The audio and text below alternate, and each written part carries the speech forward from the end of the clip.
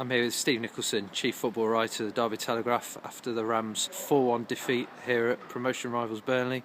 Steve, give us your thoughts on that. Well, result very disappointing. Derby are on a poor run at the moment.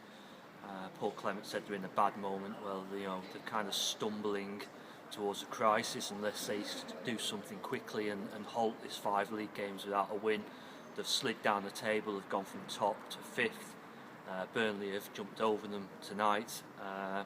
So all in all, a bad night, but very strange night as well, because nothing went Derby's way at all. It was one of those nights where you think, luck's not in here. First half, I thought Derby were very good, the better side, much improved on recent performances. I thought they were a threat. Chris Martin back in the team, I thought played well. When he plays well, Derby tend to play well. Jacob Butterfield also recalled. He was also very good and scored an excellent goal. A difficult night. I mean, they went a goal down, Derby, against the run of play. Then Jacob Butterfield popped up with a wonderful volley. You must see that one. It's a wonderful goal, and kind of highlighted what a strange decision it was by Paul Clement to leave Butterfield out last week against Birmingham.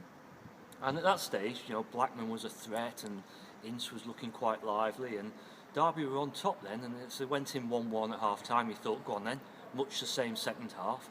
They came out second half, they shot themselves in the foot, simple as that. They conceded 2 penalties, daft penalties, in a 5-minute spell. Both of them converted by Burnley. Andre Gray the first one, Sam Vokes the second one. And then Scott Arfield got their fourth with a deflected strike that looped over Scott Carson, nothing he could do about that. So, kind of a mixed bag really, but the end result is the end result. They've lost 4-1 and that's disappointing. You said a difficult night all round, and particularly for Derby's 2 centre-backs. Yeah, it's often like that. Anyone who's played at the back knows that sometimes it's just not your day or your night. And Richard Keogh, first of all, it was his own goal that put Burnley ahead. He got in front of Andre Gray on the cross and then glanced ahead wide of his own goalkeeper. Then the penalties, Richard Keogh conceded the first penalty after Jason Shackle was caught out in the box as well. And that was a penalty. And then Jason Shackle has almost caught the ball into the box rather than dealing with it and going towards the ball and attacking it. He's caught the ball, and so that was a penalty also. And then Scott Arfield's shot for the 4th goal looped in off Jason Shackle. It may well have struck Keogh as well, but it certainly struck Shackle. And say 4-1, and it's a night the two of them will want to forget. I know you've spoken to Paul Clement after the game. Any news from that?